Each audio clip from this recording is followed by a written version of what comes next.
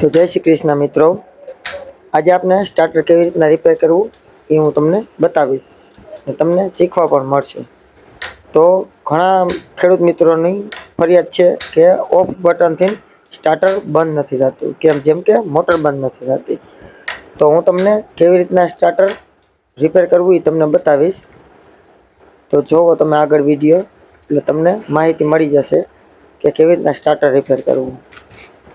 મિત્રો, આપણે વંજન આવી રીતના બહાર કાઢી ઉપરના બે સ્ક્રૂ ઢીલા કરી નીચે પેકિંગ ભરાવાનું છે. તે અત્યારે તમે વિડીયોમાં જોઈ શકો છો કે બે સ્ક્રૂ આપણે ખોલી નીચે પૂઠાનું અથવા પ્લાસ્ટિકનું પેકિંગ ભરાવાનું છે. અત્યારે તો આપણી પાસે પ્લાસ્ટિક તો છે નહીં, પૂઠું ભરાવીને રોડવી દઈશી. બસ તમારે જુગાડ કરી લેવાનું, તમારે શું નાખવું એ. આમ તો જો કે તમને કાંઈ કહેવું ના પડે ને. હા, અને બીજી એક વાત તમને કહી દઉં કે તમે ઇલેક્ટ્રિસિટીથી જેટલા દૂર રહ્યો ત્યાં સુધી સારું. તમને આવડતું હોય તો જ તમારે પ્રયોગ કરવાનો. ને રિપેર કરવા ટાણે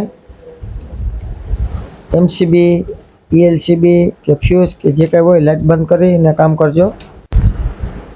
ઇલેક્ટ્રિક બાબતનું તમારે કાંઈ પણ કામ હોય તો તમે મને કોન્ટેક પણ કરી શકો છો.